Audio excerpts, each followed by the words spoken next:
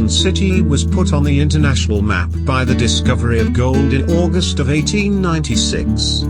But the story of this area does not begin there. The area's geology tells an intertwined story of unique mineral landscape and the presence of an Ice Age habitat, Byrrhenia. This story continues to define the area today as gold miners discover the bones and vegetation from this period in the Klondike's frozen ground. In 2016, a Dawson area miner uncovered the pristine remains of an ancient wolf pup from the permafrost. Teeth, fur, and even internal organs were all intact. This incredible find was dated at 57,000 years old. The wolf pup was named Zur, which means wolf in the Han language. Mammoth tusks and bones are a more common find, and these can be seen on display in various places around Dawson City.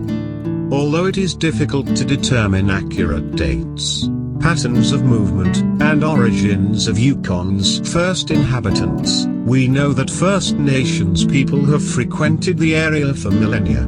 Most notably are the Hwëch'in of the Han people, who have used the area for centuries, primarily as a seasonal fish camp.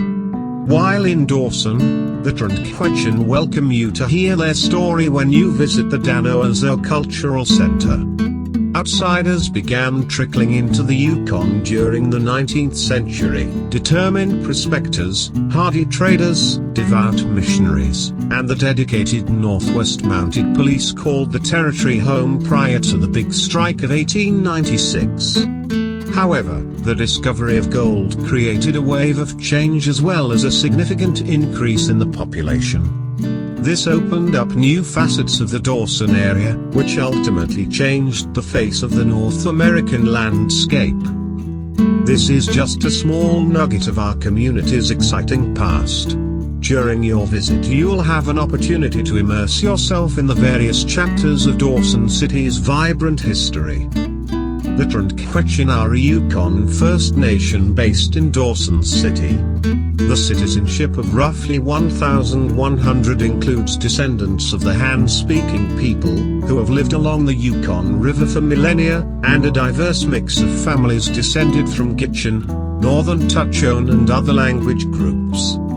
Yukon First Nations set the land claims process in motion during the 1970s. Hwëch'in began negotiating their individual land claim in 1991. The Hwëch'in final agreement was signed on July 16, 1998, and came into effect on September 15, 1998. The Hwëch'in government ensures a strong and healthy future for citizens while maintaining connections to traditional knowledge and the land.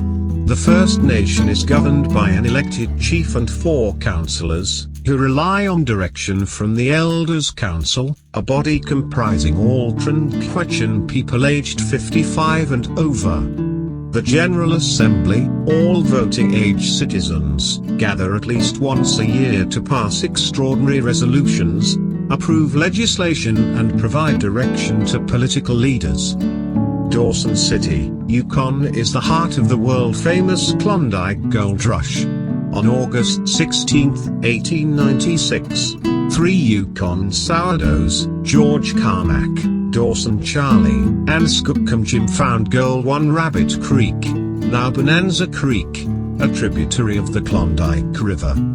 Word of this find quickly spread to the about 1,000 prospectors, miners, Northwest Mounted Police, missionaries and others who called the Yukon home at the time. Settlements were quickly abandoned as a rush to stake the best ground commenced. 2 of these residents were Joel Adu and Arthur Harper, who had been trading in the Yukon for years. They were quick to purchase, stake and establish the town site of Dawson, named for Canadian geologist George Mercer Dawson, at the confluence of the Yukon and Klondike rivers, about 20 kilometers from Discovery Claim. A historic black and white photo of a prospector panning for gold.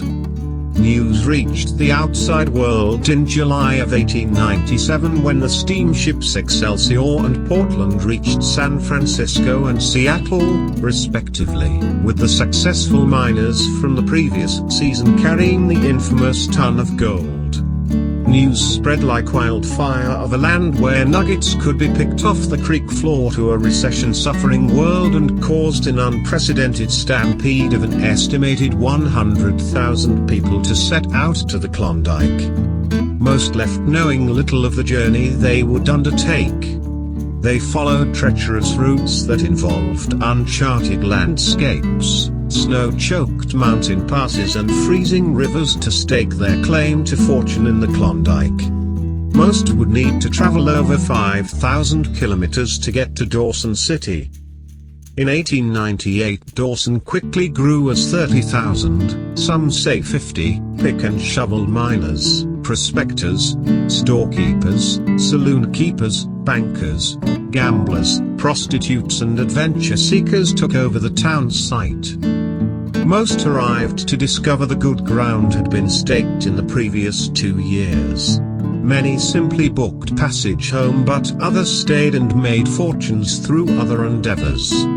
Money was not an issue in Dawson, as gold was in abundance, and businesses that catered to the gold-strapped miners thrived. Dawson became known as the Paris of the North, the largest city west of Winnipeg and north of Seattle.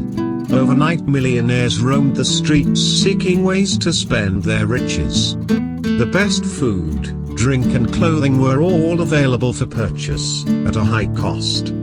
Dance and gambling halls, bars, brothels, restaurants and supply stores all made fortunes mining the miners. Dawson continued to thrive until gold was found on the beaches of Nome, Alaska in 1899. Many of the same people who came seeking fortunes in the Klondike left Dawson in a new rush. Most gold rush participants found no gold at all. But the prospect of sudden riches was not all that mattered. For many of those who made the incredible journey, the Klondike represented escape from the humdrum, the adventure of a new frontier. The gold rush changed the landscape of the Northwest and of North America forever. Transportation to the west and north were vastly overhauled to sustain the rush. Towns such as Victoria, Vancouver, and Edmonton owe much of their development to the last great rush. The north became accessible, attainable and, at least in the mind of the common man, conquerable.